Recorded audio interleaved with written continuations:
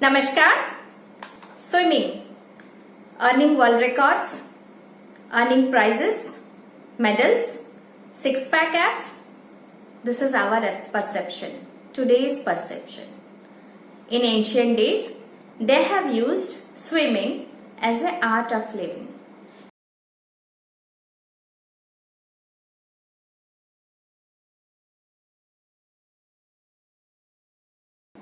Before we introduce our children about swimming, we should know why in our ancient days they have used or they have discovered this art as a skill to bring equilibrium to our human body and mind. Let's see how. We as human beings, when we are in our mother's womb, we were being surrounded by a water-like substance. Medically, that water is known as amniotic fluid. How?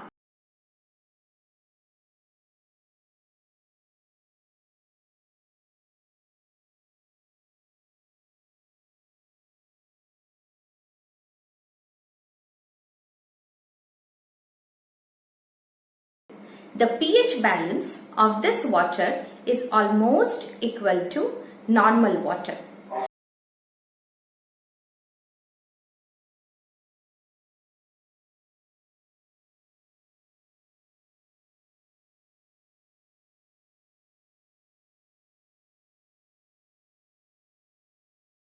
So, infants, babies, children, they all love to play with water.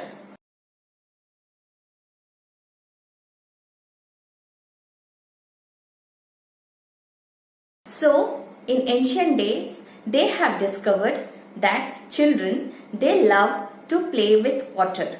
So, how to introduce a technique so that our children will have healthy body, stable mind and controlled emotions. And for everything, they have found out one way, that is long, deep, slow breathing. In ancient days, right from the pearl diving to fishing to warfare, for everything the swimming was a very skillful technique.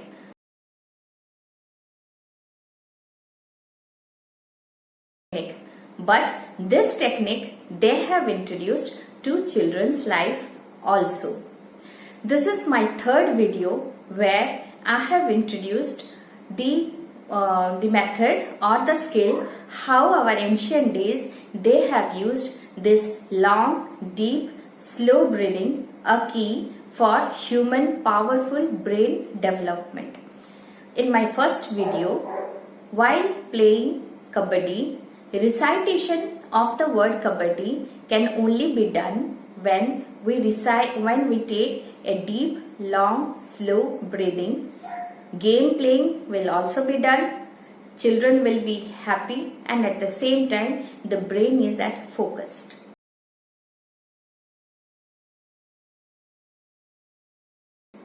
In my second video, I have described how in ancient days the first instrument they have introduced to their children's life as a conch shell. In order to blow the conch shell, the child should take long, deep, slow breathing. Then only the child can blow the conch shell.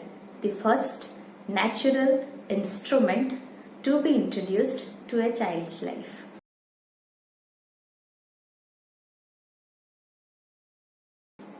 Today, in my video, we are going to discuss about swimming. Again, the same technique. Deep, slow, long breathing. The beauty of our ancient days is they have not only invented the techniques which are friendly to human body but also friendly to nature.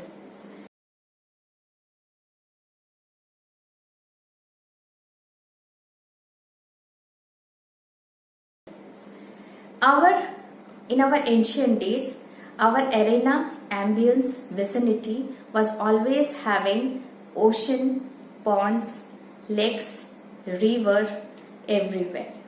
So in our villages till today we can see all these things being there in our nature. Let's go back to our ancient days and the ancient scriptures, where we know Lord Vishnu had 10 avatars. First avatar is Matsya avatar, that is fish-like avatar.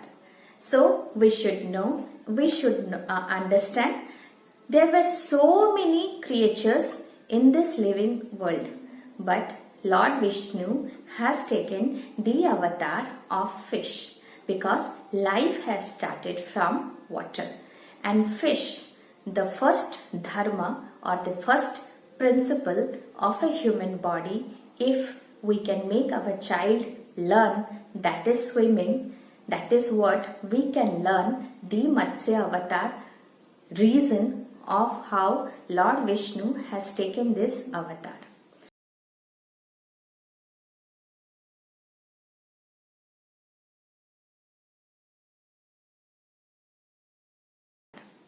In the second avatar, that is the Kurma avatar, that is tortoise avatar.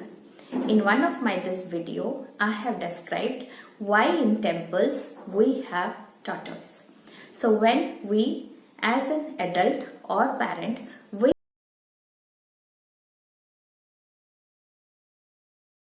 we introduce swimming as an art of living, where the child is spending some good quality of time in water, thereby learning the skill of long, deep, slow breathing, and also the child is spending some time in land. So we can justify the Kurma avatar, that is the tortoise avatar. So these are the small steps we can bring the human body principles within our child living today. Swimming is a very important game for our children's life. Now it is summer in India. Every corner we can see summer camps where children are being introduced to swimming. So when the child goes towards water, and the first step towards the water, the brain gets all the information through the sense organs that the body is now inside water. The skin, the ear, the eyes, the nose and the mouth. Mouth will be automatically closed by the child. The nose will always be closed with a self-control. Do we need a nose clip? No. The nose, the child should know. If the child can develop a control from inside, the nose can be closed. The child need not take or inhale inside water. One time, two time, the child might need a knowledge or might be ignorant that how to there should be a control of the nose, but believe me, after some 2-3 sessions, the child will be very much known about that he should control his nose when the head is inside water. So should we use a nose clip, or we will allow our child's brain to understand and trigger the knowledge to the child to understand that now I am inside water, I need to control my nose and I don't have to breathe it. In the same way, our eyes, we have a flip known as eyelids. So if we want to see inside water, we can open our eyes, and if we want to close our eyes, we can close it inside water. Similarly, for our ears. Ears, definitely water will go inside, but in our India, we know so many techniques by which the water from the ear can come out. A small technique is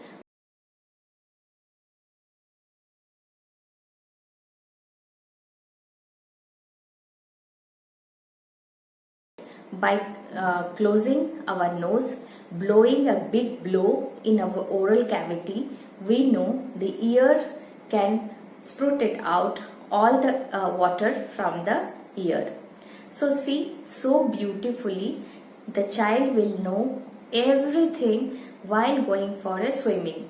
So right from our hair, nose, eyes, mouth, skin, all our sense organs are participating well with our brain to coordinate that yes, I am going to swim now, and I am going to learn a technique where my body is going to learn the balance, the mind is going to learn the equilibrium, and in result there will be a healthy body, a stable mind and controlled emotions. In swimming, there are so many styles. I will take only one style, that is freestyle. In freestyle, let's see.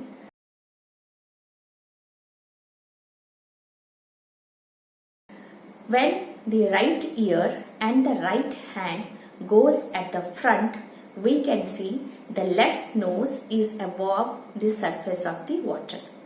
And when we are striving towards the fourth, the left hand is at the front, the left nose is underwater, the left ear is in the water, but the right ear and the right nose is above the surface of the water. So here we are getting a knowledge that when one nostril is inside water, the other nostril is above the water, and the vice versa. Similarly, the ear also having the same position. So when we are learning swimming, we should understand that how much power we are giving to our brain to understand that how this body can float in water, can bring balance to the water, and once we take a deep, slow, long breathing, we can swim very well. So swimming is a very essential and needful technique, skill which we can give as an asset to our child to learn how a human body can be with water and land at the same time, like tortoise. Giving swimming accessories to the children will make the child very much dependent on the accessories at all the time, and the child will be busy how to manage these accessories instead of focusing on the swimming.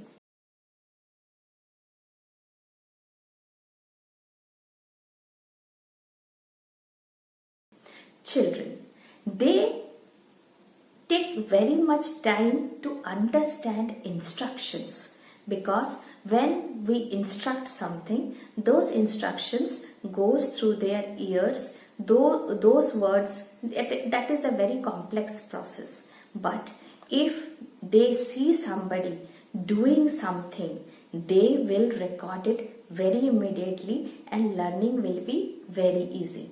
That's why in villages we have seen when children goes for swimming, they go in a bunch of friends, they play well with the water without any accessories in the fresh water currents, adverse weather conditions. Water temperature may be warm or cold depending upon the mother earth and the weather condition, but still the child learns swimming very easily and very quickly. That's why people, they know that if a child has learned swimming in fresh water,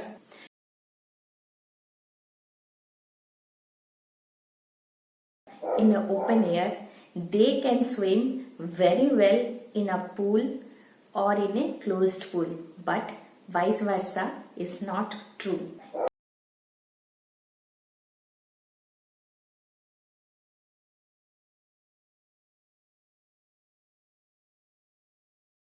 So the time has come now to bring back our ponds, lakes and rivers to the vicinity where we are living, so that we as a human beings can give back the same things what we have enjoyed in our lifetime, and our great grandfathers have given us that, and we can give back the same natural things back to our children. Jai Bharat.